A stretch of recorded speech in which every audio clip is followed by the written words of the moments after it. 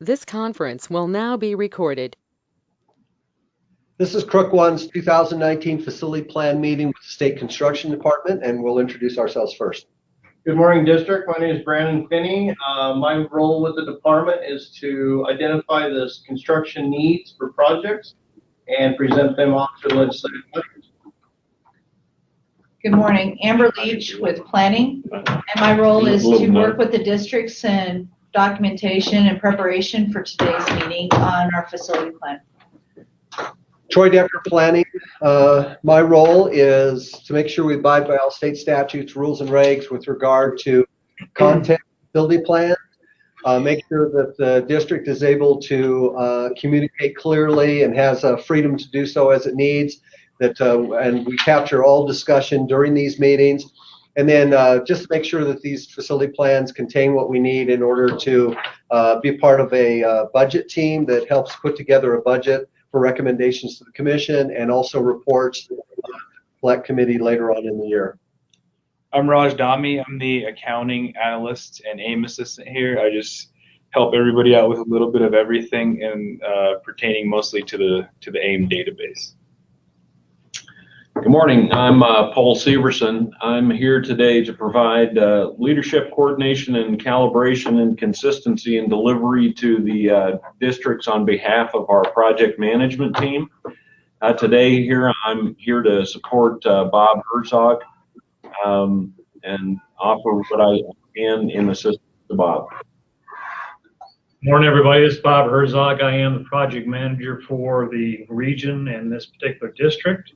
And I'll be assisting you and going through and take a look specifically. And I'll give you a little bit of a dialogue on the security projects when we get to that point. Go ahead, District.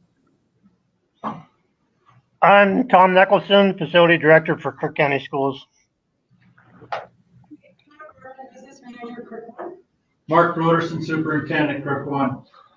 Okay, we heard all of you but Pamela. Pam, you're just going to have to get closer to the mic. Okay, John. Sorry. Thank you. Appreciate it. Okay, with that, I'm going to go ahead and turn off our video camera so our streaming is real good. Sometimes we have streaming issues. So with that, we're going to go ahead and proceed here. You know, these facility plans are really a very succinct understanding of your district. That's why we bring in all kinds of data and just kind of capture it within the facility plan. We have in the past had like the governor's office ask for facility plans. Perhaps some legislators would like to look at facility plans in the future. And then also we use these facility plans in planning studies like we've done in your district in the past as a resource. And then the other thing that these are really valuable for, and that is as you get district changeover of personnel, it really helps the next people taking place of a previous superintendent, business manager, facilities director. It helps them really have a historical understanding of what's gone on, what the issues were, and brings them up to par with regard to the issues that have been captured within these. So with that, we are doing a little bit of just double checking our database as we go here. You guys already worked with Amber very hard, made sure we have the most accurate data. So this first part is more housekeeping than anything. We're not going to spend a lot of time on it. But district, at any point, if you want to say something, speak up. I will give you plenty of opportunity throughout the facility plan to speak whenever you need to, and our staff as well. One thing that Charlie's done is he's gone on the GIS county websites and really has done a great job at bringing properties back up to date, making sure they're as accurate as possible. And then obviously we have Google Earth and just some snapshots here as illustrative of your different property ownerships. And we don't get too excited about these yellow lines. They're fairly accurate. They may be off in certain areas a little bit, but they give a good understanding of each property and site. So, yes. Yeah. Tom? Yeah. On the project on the left, whatever happened with that? Wasn't there a project of a site? What's that? Moorcroft, the parking lot? Yeah. Yeah, we're going to be talking about that too. Cool. Yep. Right now, it's just on hold till spring for the parking lot section of it. We're still working on trying to develop the street out of there. We're right now trying to working with the railroad, trying to get some, so we can build it close to the railroad there. So we're having to work with the town and the railroad both on that one. Cool. So we hope to get them both completed this summer. Okay. Are you thinking about a different entryway, or are you coming off of this street on the, what is that, northeast? Yeah, where you had the cursor before, Troy, we're trying to come down and connect to that street there. Back here and then, Yeah, okay. coming into that lower corner of that new property. We were first going to go right alongside the football field, but we were having trouble getting an easement right there. Yes. That's where we're planning on putting it now, yeah. Got it. So parallel to the railroad track itself. Correct. Well, that's a good That idea. gives us another option to be able to get out of that school, because right now we only have Country Lane to access and leave that site for the whole school, both schools. And that gets very congested, so we're trying to figure a way to fix that with the town and everybody to where we'd all be happy with it. That's great. Good way to think outside the box. And I don't know how that's going to work with Shelby. When she was still there, she was okay with using some of that money for off-site. So I hope that that's still a viable option with whoever's going to be in charge. Yeah, certainly you'll work with Bob and Paul and whoever our next administrator is for the agency to confirm that. Yep. And I don't know, I'm hoping, you guys know that Dell is still our director. Yep. And we couldn't be happier. And then I would assume that, he hasn't told us this, but I assume our next administrator, hopefully we'll get that person within the next couple months and know who that is. I would hope so. So anyway, so you're thinking like a May or April, May beginning on the project? As soon as weather allows us to. Okay. And then Bob, you're involved with this on a regular basis? Okay. All right. Good with that. So let's start with acreages. You reviewed them and verified their accuracy for the most part. We do have something to say down here in notes, but these are reported WDE and they do impact your groundskeeper allowances. So we try to be accurate on those and make sure that we have those as well as possible, because we send that over to WDE. Land leases, we're required by state statute to keep track of those, and so we do. Land disposition, I know that this land disposition is a note on the Bear Lodge High School property that has been or will be reported to the commission in February and talked about and acknowledged by them or approved by them, one way or the other. So we'll present that, and thanks for getting that into us, Mark, all the information and you guys. Hey, Troy, Yes. can we go back to that groundskeeper calculation up there? Because we don't have Bear Lodge anymore, so we shouldn't have anything on there. On which one? It's the Bear Lodge tract. Oh. Scroll down. They're still in the process of. But it hasn't been approved by the commission yet, so is that why it's still? Right. Right. Right, And you've sent the stuff in to Janet? but until Yes. it's Yeah. February agenda list of commission meeting, Right. it the timing thing. Yeah, it's just a timing thing. We've noted it. And right here, district has provided us with the aimed update to adjust the Moorcraft acreage which purchased a lot next to the current tract. Acreage is not currently reflecting the tract at this time. This is being processed. So as soon as that commission approves that, we'll make that final change. Yeah, they've got Bear Lodge tract recently sold. Agenda on Friday. Is that the next bus part? The Moorcroft one? Yeah. Yeah. So both Yeah. are in pieces. Okay. Yep. second statement's towards the bus stop. The first statement is our second statement. This is toward the bus mark. Yes, that second statement. Right. Got it. Okay. So both those will be updated as we process them. Sound good? Okay. Yeah, Okay, thank you for asking that. Land acquisition. land acquisition was the parcel beside this one. Which is that one right there. Yes. Yep. Okay, good. All right, so by next year, when well, obviously, probably within the next month or so here, we'll be able to have this all updated and stuff. But by the time we come around to the next cycle of facility planning, we'll have these updated and confirmed with you. Yeah. Property profiles, you've reviewed those and verify accuracy. These are important because your square footages impact your major maintenance payment. And we send information, these over to WDE, and they use this information for your operations and maintenance payments within the block grant. And you want to go back up and tell them about the land if they want to go through the process in the future. Right.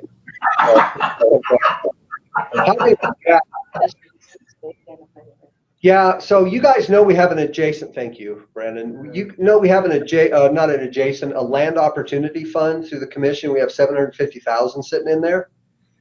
Okay.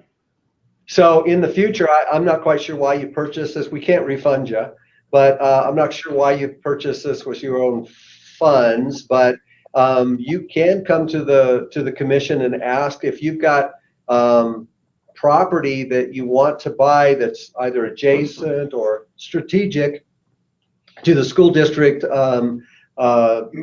plan. You can certainly ask the commission for money out of that land opportunity fund for consideration funding.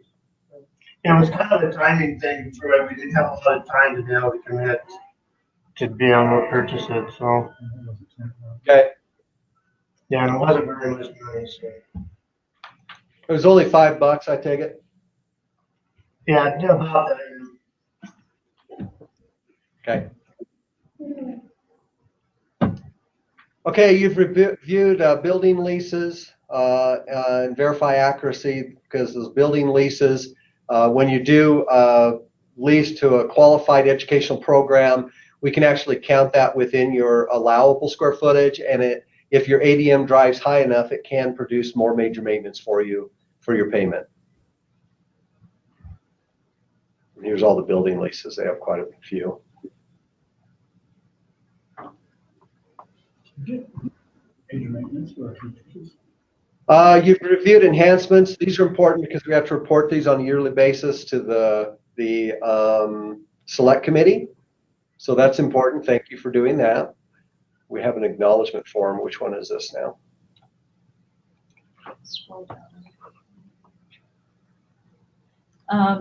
District, you were talking about that you do have, you're putting up more like parking structures for your equipment and vehicles due to last year or the year before you had some hailstorms come through and it did quite a bit of damage. So you're putting kind of like little garages or little structures to protect that.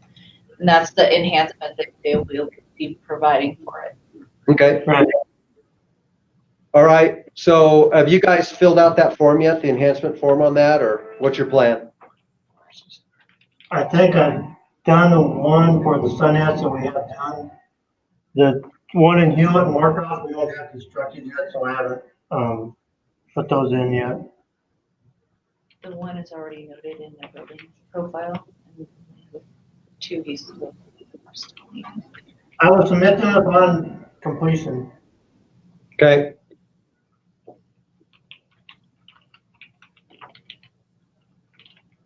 And it's 2 projects? Yeah, 2 more to go, yeah. Got it. Okay. I think our hail damage on our vehicles was 200,000, At least. right at $200,000 last summer for just Sunheads. Okay.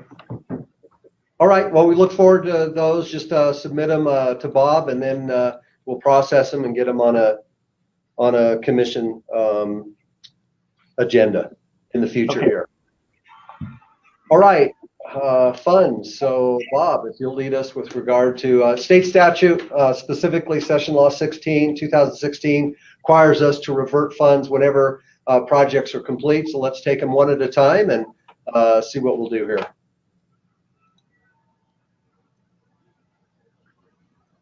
Go ahead, Bob. Okay, I just want to go through these and so we're looking at sweeping back funds here. Don't know where we're at. We have unspent funds here on the New Moorcroft Elementary School. That's the project we were just talking about, right? Yeah. Down below in that big vacant, that's the money. Okay, so that's still an active project. So So I wrote there, parking lot funds were reappropriated to finish the parking lot for school, for the absolutely. school. We will review Once this project is complete. next year for possible reversion, right? Mhm. If the project is complete. Right. Okay, 1050. So this one right here, Sundance Elementary School. Remains active for City of Sundance recapture agreement. Haven't we funded the recapture agreement? I'd hope to God we funded that thing by now. I would. We've done that, but don't we have to keep it open because we got to make our payments back to you on that? Does that have to be active for that? Is that Tom? Yeah, that's tough. Yeah. So that's funny. So I remember. So now there's the MOU where we get receivables and all that coming in. Right. That doesn't stay open, and I'll check with JJ. But once that money comes to us, we have to fill out paperwork, and it goes to the state treasurer. So we don't put that money back into these accounts for these projects. They take that money in those types of agreements, recapture and stuff. So I believe that this project can be closed out, and we just sit back and wait for the receivables to come in. Okay. I didn't know how that worked on that for sure. Yeah, so well, just a second. So let's say revert. Hey, Raj, you put that on there. Yeah. And I'm going to check with Susan and JJ on I just want to double check and verify the process. I know for 100% it doesn't go back into the project. That much I can guarantee you. Tom, you'd probably like it to go back there, right? Well, it doesn't matter to me. I thought that's how that recapture agreement was set up, and I didn't understand it, I guess. Yeah, it's isn't it the city? Yeah. Yeah, the city, we fund, the state funded the expense. Right. And then the city makes certain payments, it's quarterly or annual, I don't remember the term, but yeah, they make payments. And then we get that back in, but we don't get to keep the money, is what happens. I mean, the Right. money is immediately transferred to the state. So it doesn't even yeah, it doesn't even sit in the books. So.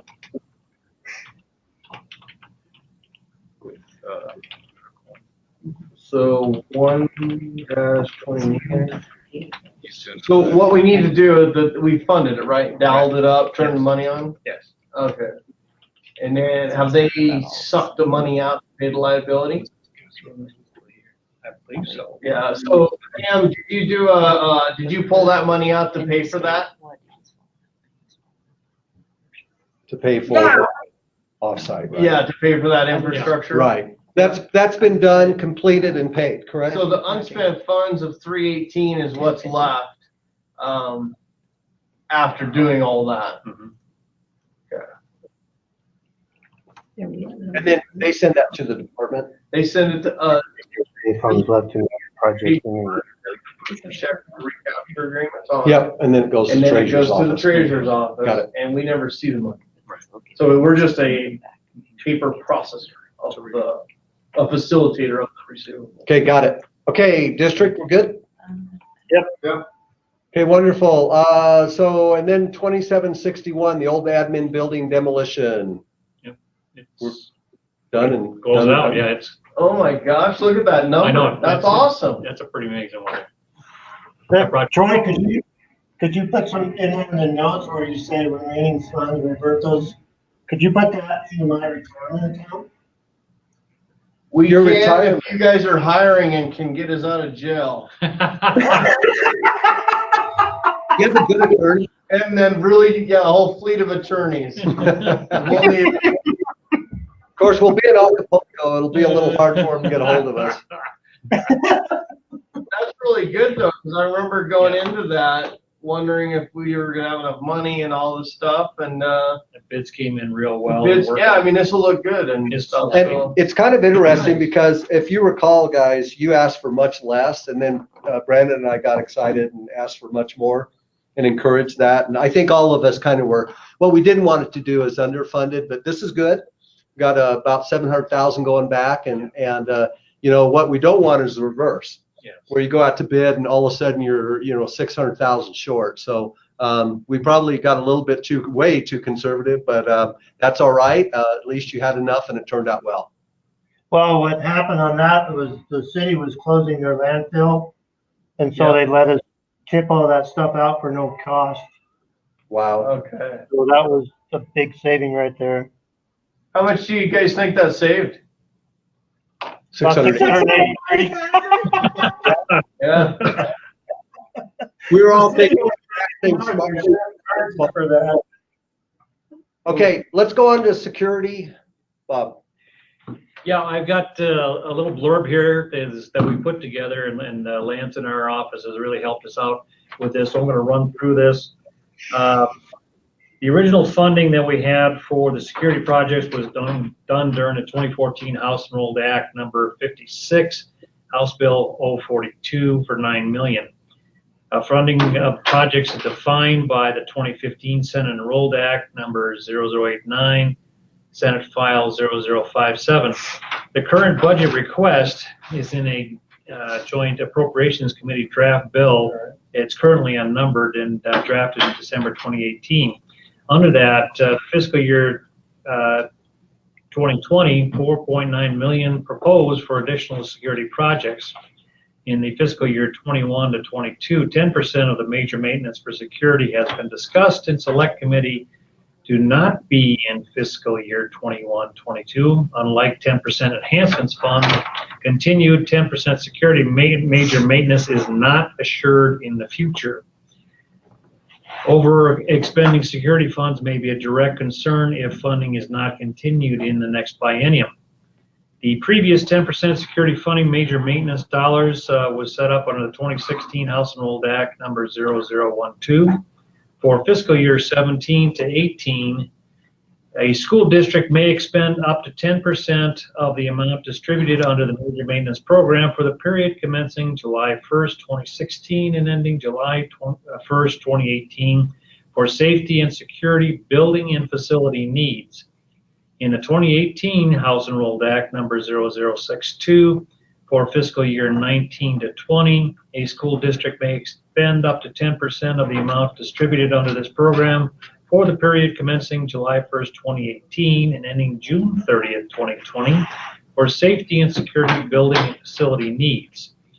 District written request for CapCon funding revision will be honored. Under that, moving funds between project appropriations must be in writing and acknowledge there will be no backfill funding. SFD will honor any change agreements made by the SFD that were captured in a written record. The goal of security funding is intended to give each district an equal opportunity to provide consistent security standards for Wyoming K-12 schools, as noted in the October 2014 report. The School Facilities Commission and Select Committee for School Facilities have continued to identify concern with the slow of funds, other potential funds available to school districts, not SFD administered. Homeland Security funding, you need to contact your local Department of Homeland Security for other available funds. And DOJ and private grants are available on an irregular basis. Regular district searches are advised for those types of funds. Looking at security conference we have had and will have back in October 2017, we were at the Ramada Convention Center in Casper. March of 2018, we were at the Central Wyoming College in Riverton. October of 2018, we were at the Lerma County Community College in Cheyenne. And in 2019, we don't have the dates or the locations established as of yet, but that will be forthcoming. And I printed off the security projects report this morning. Sorry for that, I was having a little bit of issue with the printer, but I've got it printed off. We still do have some significant funds that are listed here that are available to you based on the original security assessment that was done on your different schools and different sites. And we'd like to help you with getting those funds allocated and spent towards those particular projects, or if they're going to be swept to one of those existing projects or a couple of those existing projects, I will certainly be happy to help you with that. So I just wanted to open that up for a conversation. If there's anyone in particular you'd like to talk about, how much we have left for you, you've got a pretty sizable sum. $2,357.90. Well, that's on the 10%. Yeah. And their CapCon, they've got 87,000 yeah. remaining. Correct. $87,117.73 according to this report this morning. So do you have plans of doing some additional security work to expend those dollars? Yeah, we're in the process of doing that. We have a couple of pay-ups sitting here. We're waiting on getting some more information on those so we can get the deal set up with Bob. Okay. So we've got several projects already in progress. So. Well, just out of curiosity, what are those projects? Most of them actually are the main entry, point of entry, and secure vestibule type things. So are you basically you're going to consolidate your funds into some particular categories and then use them there? Correct. Yeah. Okay. And then I'm also looking on two-way communications. I don't know if I have enough money there to do much. I have a couple of PA systems that are pretty bad. So I'm trying to figure out how to do that. Okay.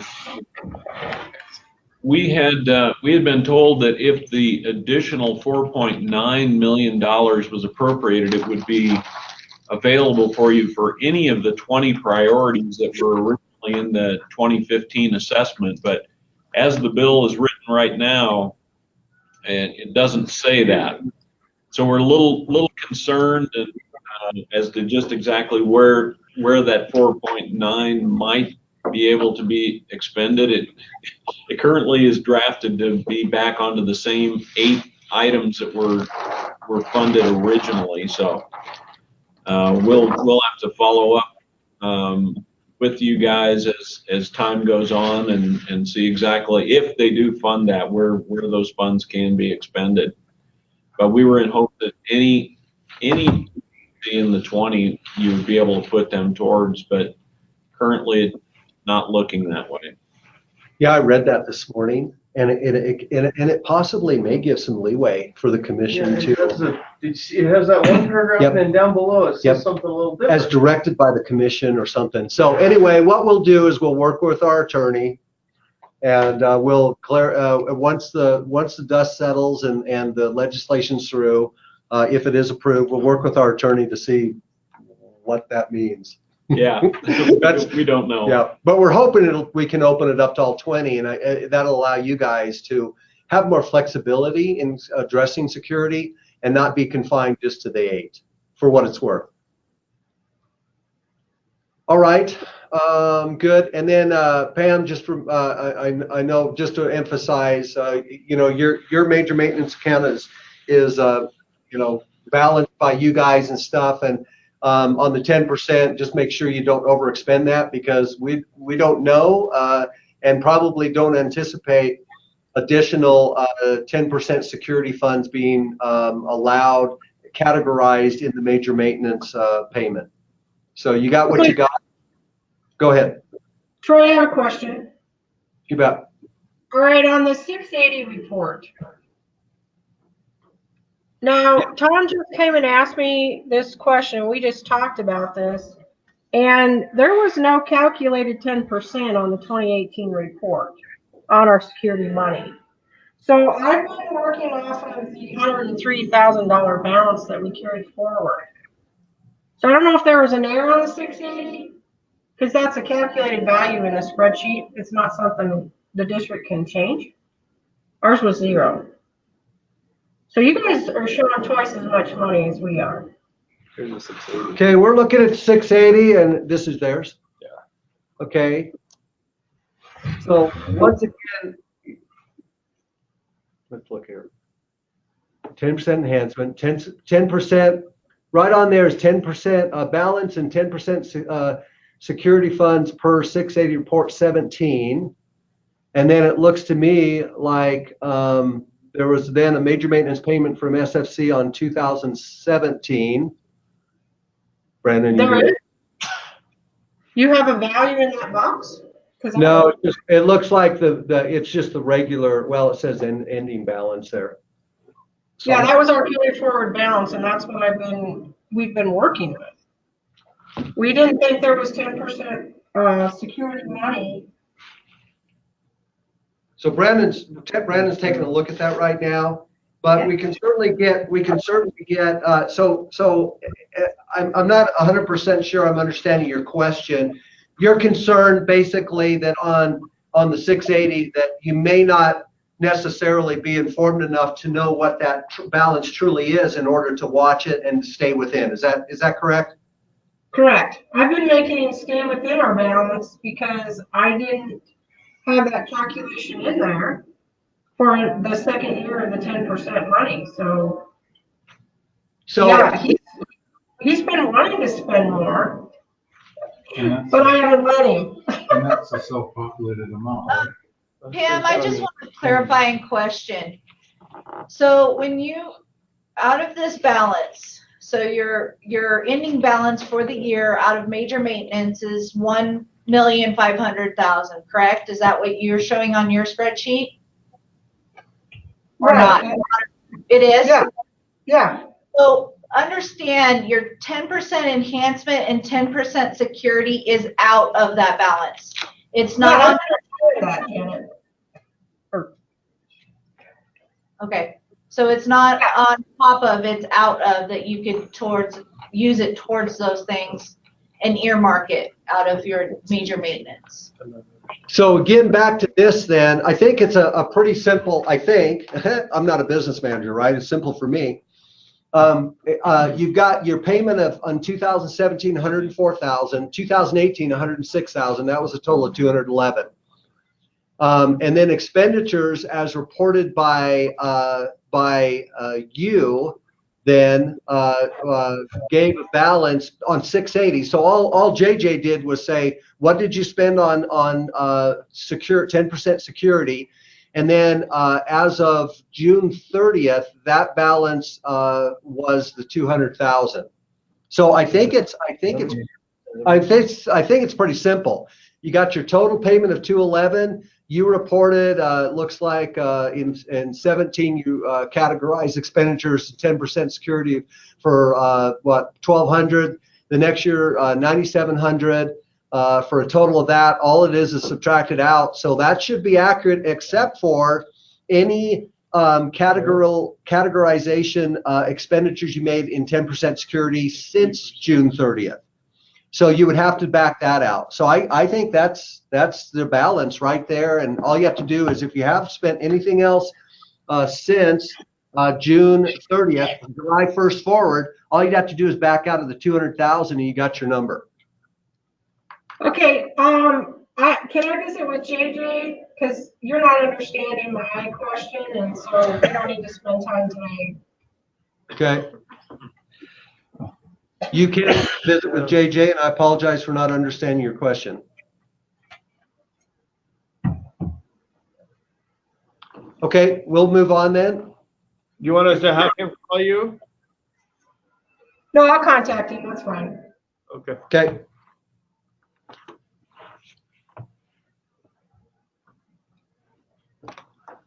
All right, anything else on security? Right on this end. Okay, down to capacity. Let's see, your buildings are pretty good shape, really. The closest one is Moorcroft at just a little over 83 or 80. It's almost 83%.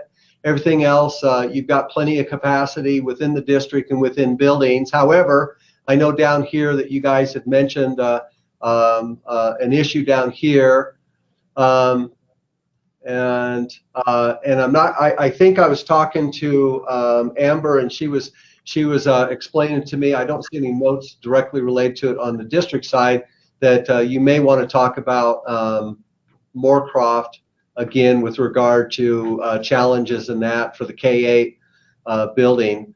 But before we get into that, your district-wide projections, we go, and you guys know this, we go 10 years of trailing data in the past and then project out past that. And all this is survival rates. It's the number of students that go from one grade to the next as they progress through the K-12 system. So 2008, let me blow that up. 2008, you had 88 kindergartners. In 2009, they became first graders at 86, 84, 81, and so on. So all we do is survival rates is we do your kindergarten the year before to first grade, kindergarten first, and we take 10 years of those trailing data and the average of those numbers for your survival rate. And from kindergarten to first grade, you guys are having 98% of your students go from kindergarten to first grade. So 2% aren't. We do understand that in a lot of districts that sometimes those kindergartners are held back a year, or you have some kind of special kindergarten program that is perhaps doesn't advance a student right away, but sees that developmentally they may need another year, but they usually don't advance to first grade. Would that be the case here, or is it simply students moving out of the district? My guess would be, Troy, that's probably just students moving out of the district. I'm not sure. But we do retain a few of them, but it would be a combination of each. Okay. And then your first to second grade, you see you still lose just a very few from first to second grade and very few from to third grade. And then you guys start picking up. And so you really have this is a really, I mean, other than you guys are only, your lowest one is 98% as a junior year and first grade. But then you start picking up from about fourth grade through the sophomore year, you guys pick up students on a regular basis over the last 10 years on average. Mark, what's your thoughts on that? I'm just kind of curious why you would be receiving more students during those years. Well, this is going to be a guess, but the Moorcroft population is pretty high apostolic, and there's been quite a bit of families moving into that area over the, extended over the last 10 years or more, and that would be my guess. Some of it's tied to the economy, and obviously it stayed pretty steady with us, but right now it looks like there's some more growth going on over there. Well, that's good news for you guys. You do lose a few in your junior year, but you pick up almost all of those numbers back into your senior year. And we kind of see that between junior and senior year. Sometimes students come out, but then they end up back in to finish that degree or whatever the case. So, but you guys are looking good for your retention of students for overall.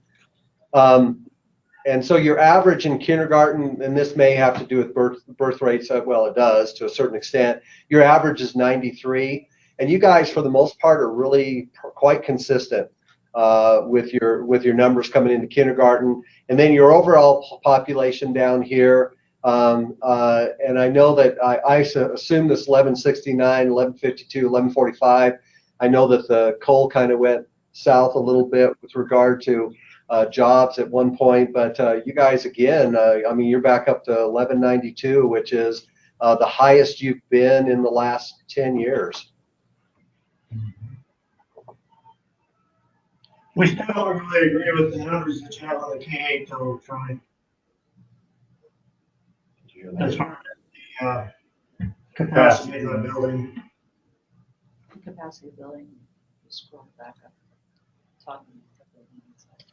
So yeah, back to the capacity on the okay. And do you have any comments on the Moorcroft Elementary Middle School that you guys struggle with sometimes at K8? Well, because of the design, Troy, we've got, as you see, right around 500 students in there, and it is packed. The classrooms are, I mean, kids are on top of each other in there, and we do have hall space, but that's not helping us out as far as classrooms. And even in passing, those pods are just filled with kids. I know you have 82% capacity on there, but if you'd come and visit sometime during passing, I think you would see what I'm talking about. Sure. They're crowded. Well, yeah, I mean, well, here, let me give you another example. I can't remember, Sheridan 3 is, what is that name of that little town, guys? Claremont, yeah. Armada. So those guys are like at around, I don't know, 50% full. And each year they are concerned about not enough space. And it doesn't have to do with necessarily the size of classrooms necessarily for them. It's the number of classrooms, and my understanding is the programs that are mandated to be delivered, and then the space, to have the appropriate space to deliver that program. Even if you only have 1 or 2 or 3 or 4 students or 7 students, you need a space to do that. And it's hard to do it in a shared space when you don't have enough spaces to, I think, appropriately address those needs in the program. Would that be kind of an accurate perspective as yours as well? Or are the actual classrooms too small for the number of students in them? It's some of what you said at the beginning was true, but the classrooms, especially when you get up to the bigger kids, the 6 through 8, they're tight in there. Okay. So it's a little bit of both. The size is definitely a factor, especially like I said for the older grades. Okay. So yeah, our capacity calculations, obviously, and you know this, right? Kindergarten through 3rd grade, we only calculate 16 students in those rooms. So we top it off at 16. And now I'm assuming that you have more than that, I would assume, and you're probably putting in 20, 21, or do you keep those lower in the K3? They are lower in the K3 right now. We added a teacher last year, 2 years ago. Good. K3 they're running right in that 16 to 18. Okay. All right. So just let you know that we don't go above 16, and you know that for the K3, and then we do like 25 for the 4 through 6, and so on. So okay. That's the calculation there, and I did put down here, and I know we've talked about this in the past.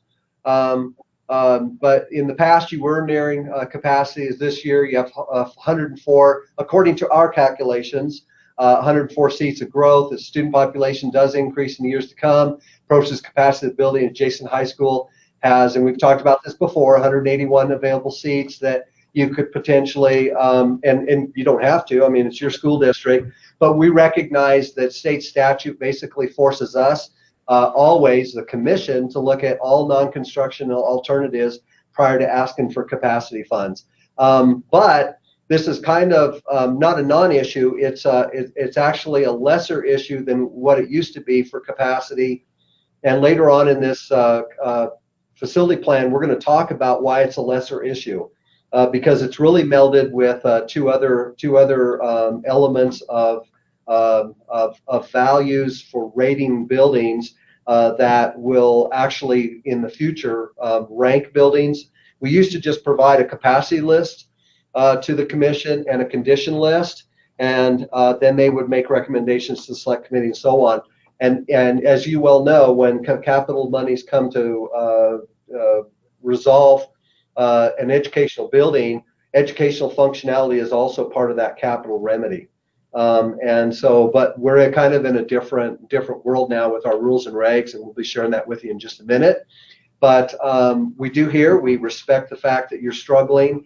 And we also respect the fact that we have to abide by state statute and rules and regs, and we'll kind of, this is only part of that abiding.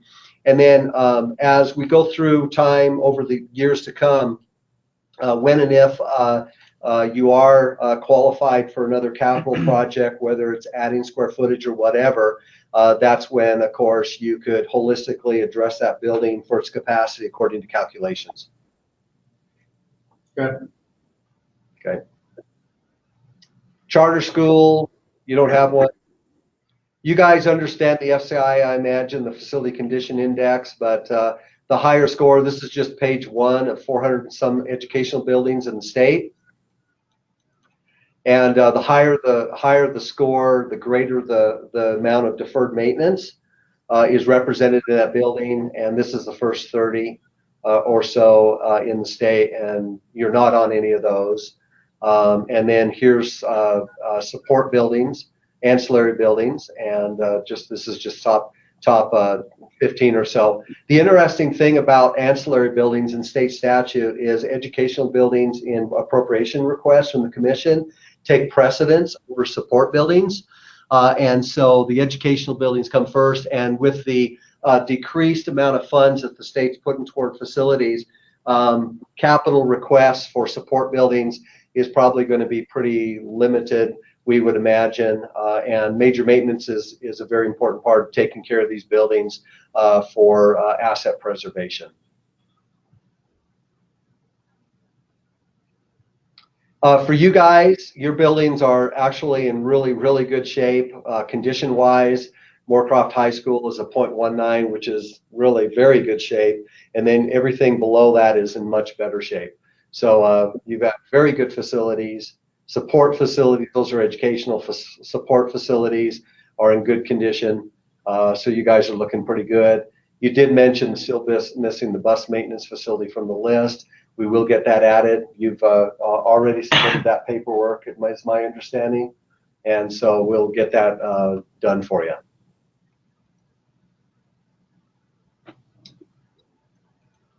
Okay, any other questions or comments on the condition of your buildings? No.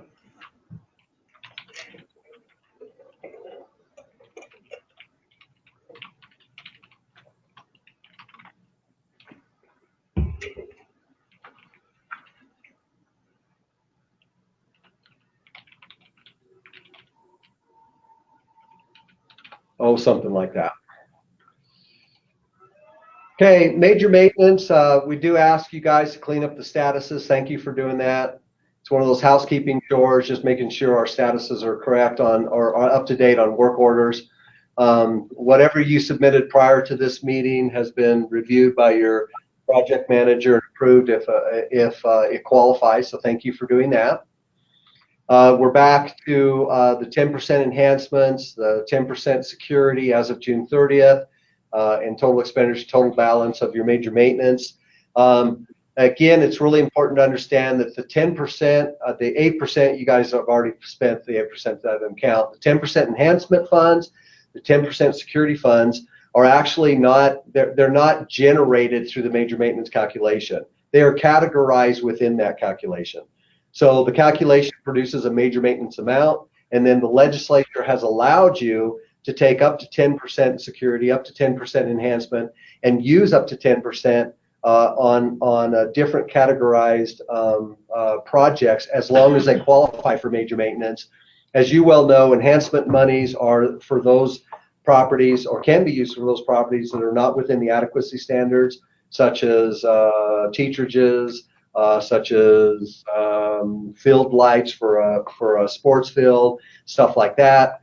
The security funds actually are very open to expenditures. They actually do not have to qualify for major maintenance according to the statute, and so you have a lot more freedom with those security balance monies than with any other categorized major maintenance fund.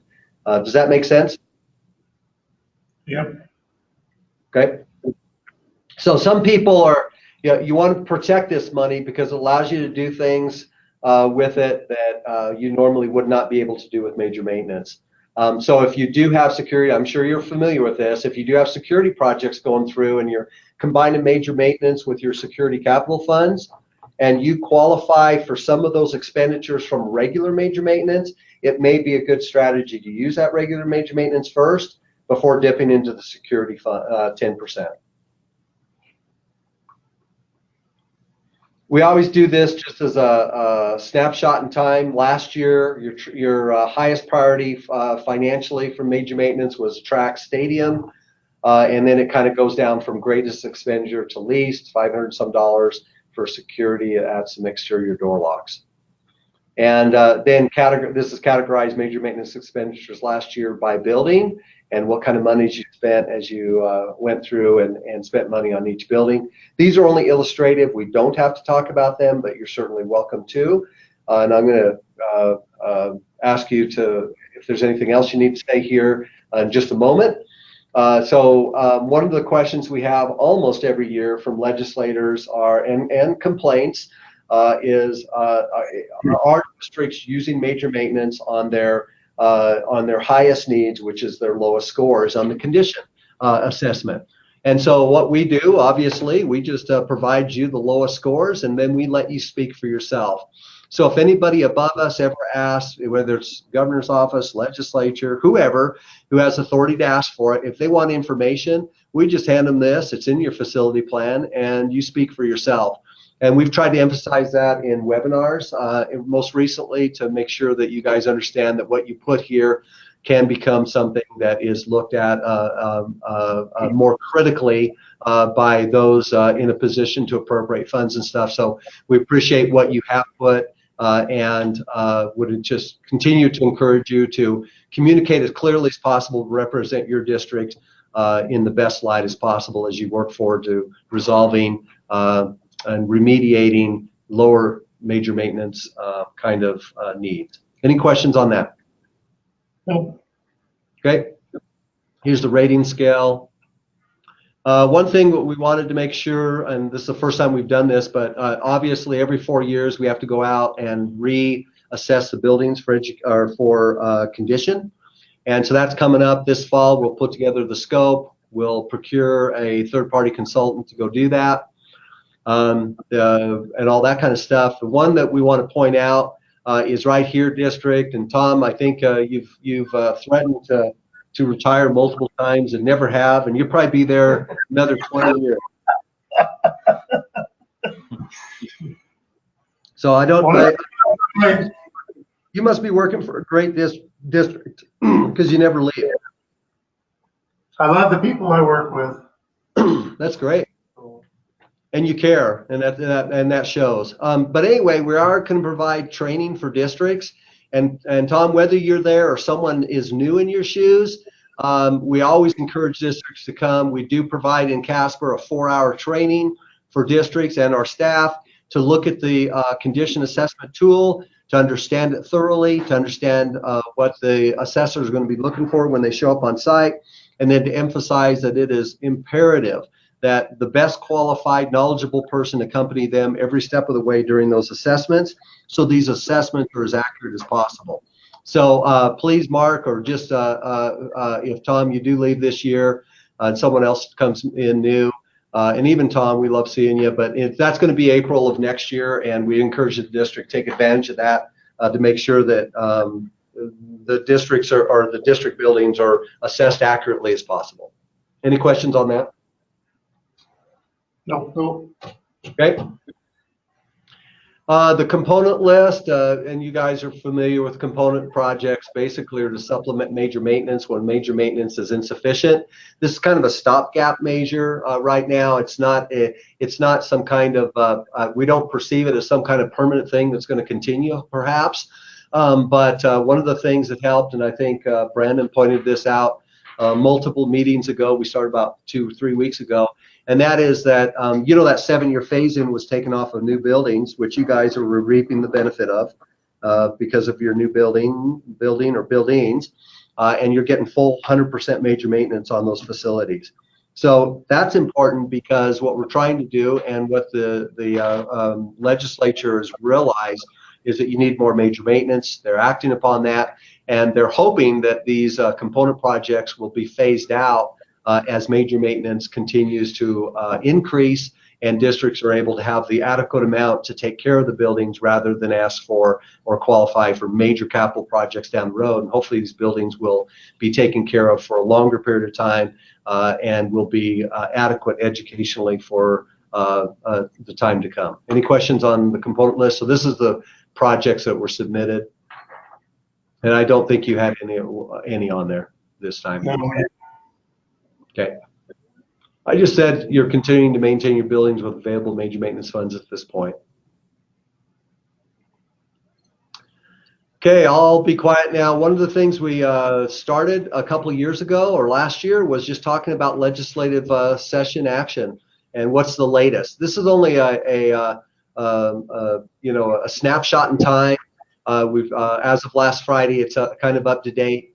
But what we've found over the years is districts are very good at tracking. I think through the WASBO website, you guys are very good at tracking bills and have someone that helps you do that very easily. But what we found was districts aren't necessarily tracking the facility side of things that can affect facilities. And so Brandon's going to talk a little bit about some bills here that may have an impact on you. I'll run through these. House Bill 8 is a major maintenance multiplier. Over the last few years, we've been trying to increase the amount of money that goes to districts. This bill is proposing an increase, and it changes the CRV from 2 to 2.5%. And it would take effect in fiscal year 23. So you'd see an increase if this bill were passed. Public Works contracts. FF&E is a challenging product to procure due to the dealer distribution agreements, and this law here, statute, is proposing that we write specifications with Wyoming vendors in it first. So if you're going to do any procurement of furniture, this would apply. So, and that would not have to be tied to a capital project. It's any procurement of any FF&E. Yep. Is how the statute's written. So, procurement amendments, House Bill 65. A lot of the stuff that is based upon procurement is dated 30 plus years. So this is trying to bring the values up to present values, today's dollars. This would be a good thing for the districts. Bonding is currently at $7,500. It'd go to $50,000. Procurement and the SFC policy is at 25. It would go to $50,000. And then in 21.3110 for districts, it's at $25,000 for construction, and that's like 20 years old. So that would bring it up. The proposal is to bring it up to $50,000, and then 2 weeks advertisement. So everything would essentially be $50,000 across the board. Be able to get some more local contractors involved and standardize the process. Education major maintenance funding, House Bill 78. Lost my spot there. This is quarterly payments. So Pam and Tom, as you guys work through your projections on work being done, you'd want to take this into consideration. It wouldn't take effect on your next year's payment, but the year after that, you'd start receiving your payments in a quarterly fashion. If you have anything to say about that one, Troy, that one, it's really going to hurt the smaller districts that don't get a lot of major maintenance and they plan on doing summer projects. Right. They don't have a lot of carryover. That one's really going to hurt the small districts. Yeah, and to help, they pushed it out for a year so that districts could start saving and increasing their reserves, but it will have an impact on the ability to do work. Yes, it is. And then eventually, you get on your cash flow method, but there for a year, you just want to watch your reserves and the needs. So House Bill 79 is interfund loans. That's moving money to fund different processes in the state. House Bill 80, that's the supplemental budget. So we have some projects going through there, which we'll talk about in just a minute. Indemnifications, this is essentially changing the indemnification clause, so all parties are responsible for any of their damages that they do. A lot of times it says the owners, the contractor shall indemnify them completely. 108 is the final payment. So right now you have to do the advertisement for the 41-day payment and all that, and this would change it to where you post on your website. So it's trying to modernize technology and use it. Underground, so this one could have an effect on you. Wyoming underground facility notification. So House Bill 152 is about civil work. So if you guys are going to do your parking lot and all the roads and drainages, this one could apply on that project. And really it just talks about notification and coordination of drawings and underground utilities. And it increases the fines from $500 to $5,000 if somebody hits a utility. Senate File 49 is about private schools having the same opportunities that public schools have. 53 is about labor unions within labor contracts. Senate File 57 is public records and the process that should follow when a public records request is being made. A superintendent yesterday mentioned that in the spring, school districts get quite a few public records requests, at least in his school district. Is that the same for you guys, and if so, why?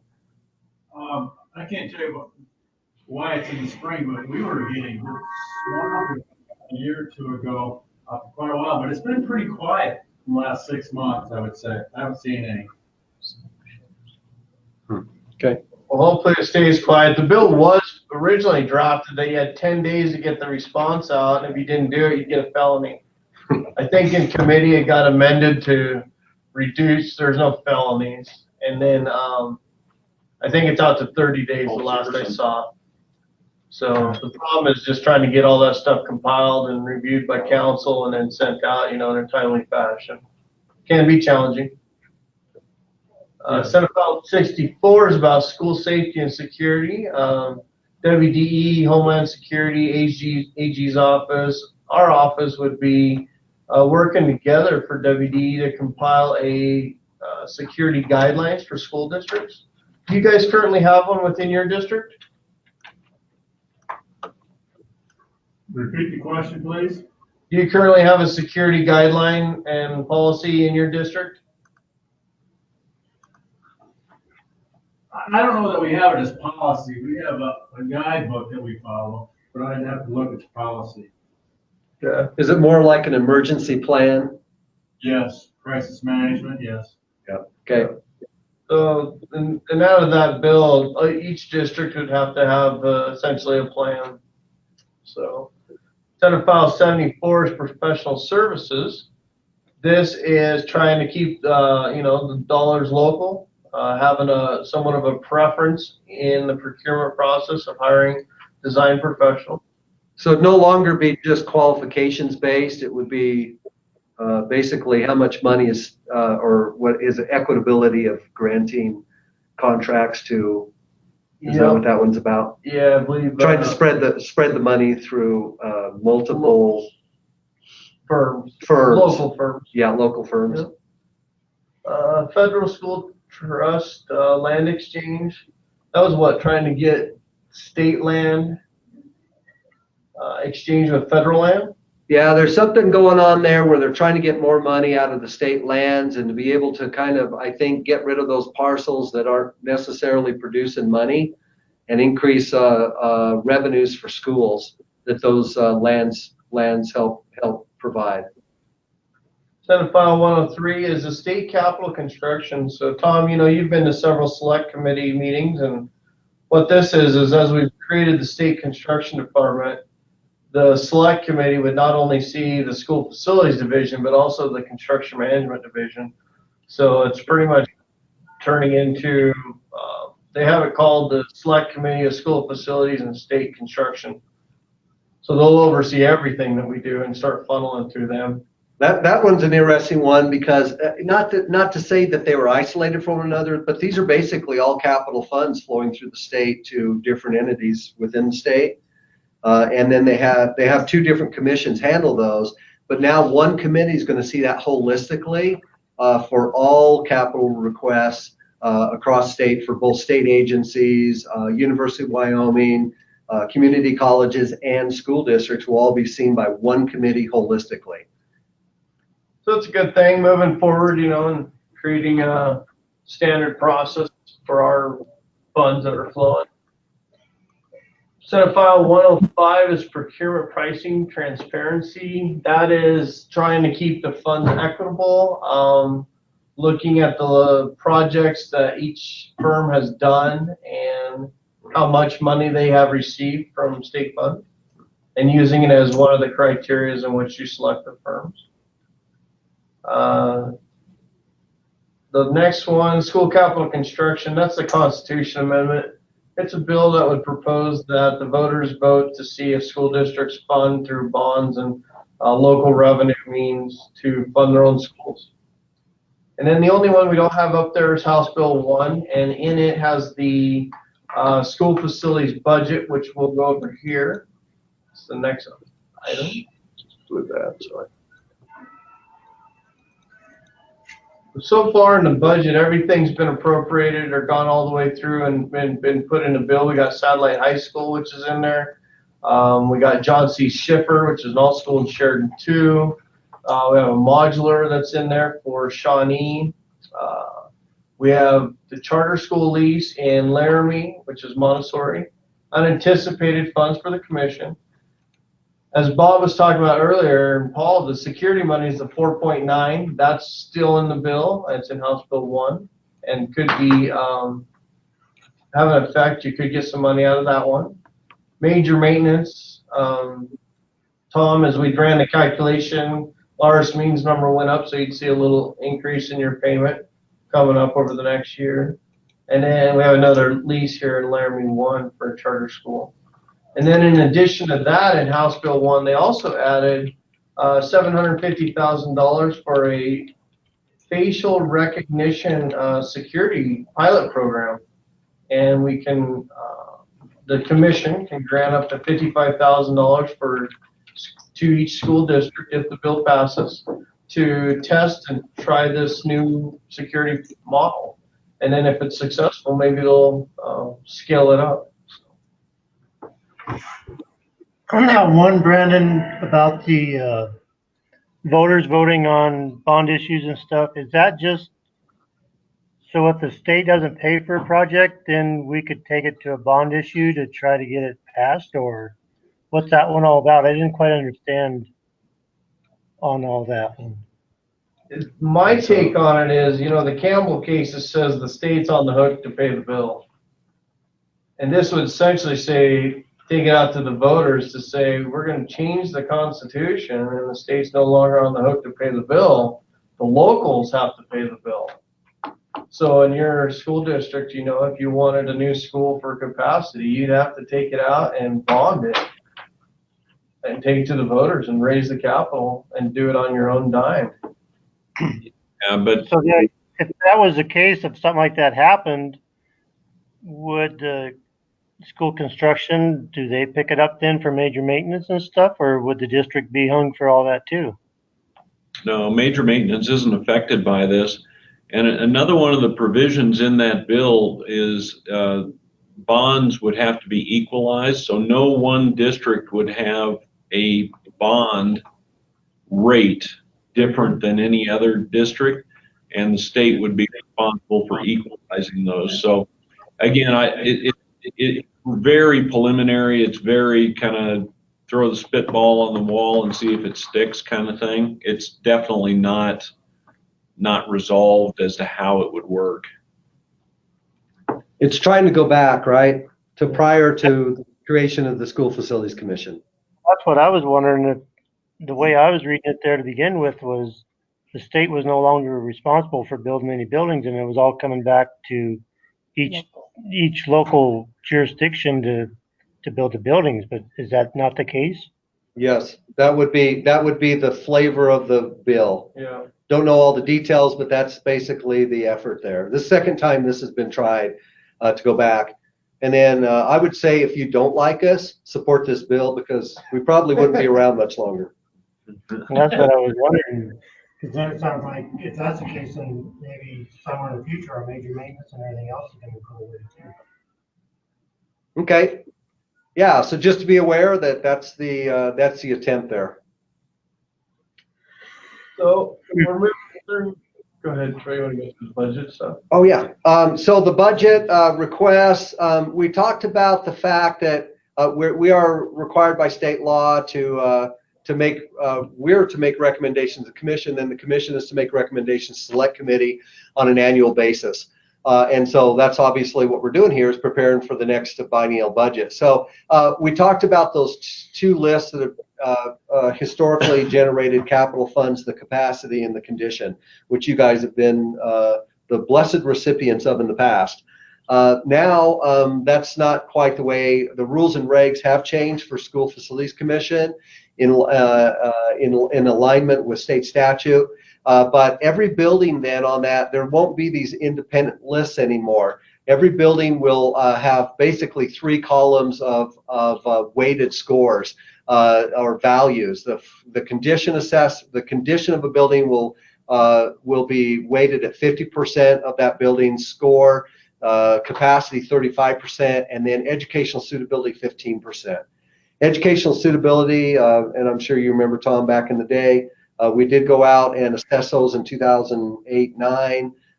2010, a list was put together with educational suitability scores on the buildings, educational buildings throughout the state. So the most recent scoring matrix we have for educational suitability is 2010. We recognize it's dated. Not only that, but within that now we've had buildings replaced with new buildings, other buildings improved, added on to, and lots of things have happened to them. So it is an outdated tool, and so, but this is what the rules and regs say. So we're gonna be working to get a proposed list. So there will only be one prioritized list with a final composite score for these 3 weightings. Any questions on that? No. Nope. Okay. So the old days are gone. We're into a new world. And then I always ask this, I mean, looking at where you are capacity percentage wise compared to other districts and where you are condition wise, you're pretty good. But we don't foresee as a staff you qualifying here in the near future for capital monies. So is it fair to say that the district is not asking for any capital projects at this point? You're certainly more than welcome to, and we'll note that. But we just want to ask straight up and make sure we get it in the facility plan. It's fair to say. I don't think at this time, Troy, we have anything that we need to worry about.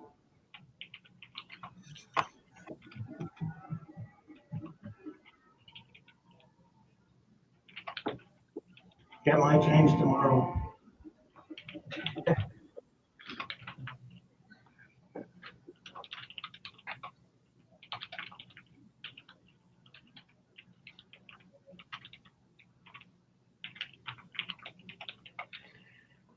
All right, and now last but not least, unique issues, ideas, concerns. We always ask the question before we close out the facility plan. Is there something that wasn't discussed that you, other than JJ can answer, because I'm not smart enough to understand Pam's question. I apologize for that. Is there anything else you'd like to discuss before we close out the meeting, district? I don't think I have anything. I think I'm good. All right, staff? Staff, anything? Nothing else here. We're good? Thank you for your hard work. Okay, guys, it's always a pleasure meeting with you, and hopefully we can see you in the future in person. And it's always nice to get up there. I really like your district. It's a great district, and I know you guys are proud of how you teach students and the educational achievement of those students. So appreciate you, and I'll go ahead and close out the meeting, and take care. See you guys. Thank you. Thank you. Yeah.